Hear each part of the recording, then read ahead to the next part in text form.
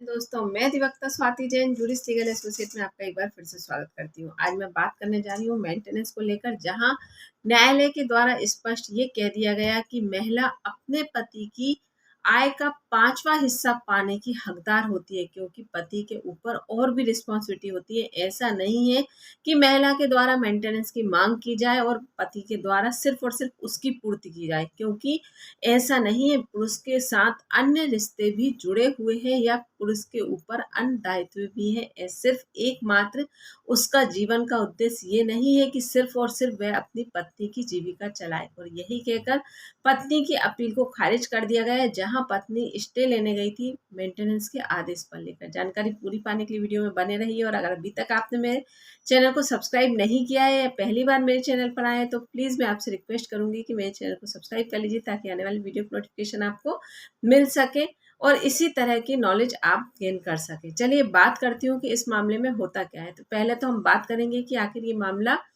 किसके द्वारा इसमें आदेश दिया गया है। तो जोधपुर अपर जिला एवं सेशन न्यायाधीश संख्या 4 शिवानी सिंह ने घरेलू हिंसा के मामले में एक महिला की अपील को खारिज करते हुए फैसला दिया।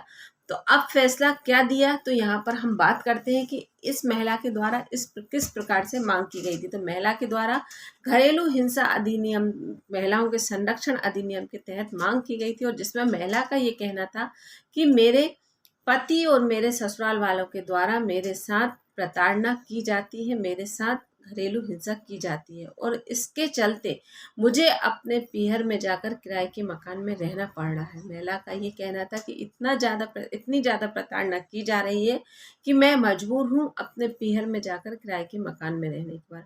फिर महिला से उसके तर्क रखने के लिए कहा गया और इनकम एफिडेविट देने के लिए कहा गया। तो महिला के द्वारा ये जताया गया कि मेरे पास किसी भी प्रकार के आय के सोर्सेस नहीं है, और जबकि मेरे पति के पास आय के पर्याप्त सोर्सेस हैं, जिसमें महिला का ये कहना था कि मेरा पति कंप्यूटर इंजीनियर है और उसकी आय है 30,000 रुपये माह। पति की आय 30,000 रुपये माह है, और जिसमें मुझे मेंटेनेंस मिलना चाहिए 18,000 रुपये। लेकिन जब इनकम एफिडेविट पति के द्वारा दिया गया और सारी चीज़ों को देखा गया, सारे सबूतों को जो पति के द्वारा पेश किया गया कि उसके आय और व्यय का विवरण या उसके ऊपर जो भी दायित्व हैं, उन सभी को पति के द्वारा न्यायालय में रखा गया सॉरी और उसमें पाया गया कि पति की आय सिर्फ और सिर्फ 8,500 रुपये है, और जिसमें 8,500 रुपये में से पत्नी का मेंटेनेंस बनता है 1,500 रुपये। और ये कहकर पत्नी की मेंटेनेंस की अपील को स्वीकारा गया और 1,500 रुपये मासिक मेंटेनेंस देने का आदेश दिया गया। मतलब मेंटेनेंस की राशि महिला को हर माह 1,500 रुपये मिलेगी। और ये तर्क दिया गया कि पति की आय का 5वां हिस्सा पत्नी मेंटेनेंस के रूप में पाने की हकदार होगी, और जहां पत्नी के जो भी तथ्य थे वो किसी भी प्रकार से उचित और तर्कपूर्ण नहीं थे, तो इस मामले में किसी भी प्रकार से महिला के लिए सॉफ्ट कॉर्नर दिखा पाना संभव नहीं था।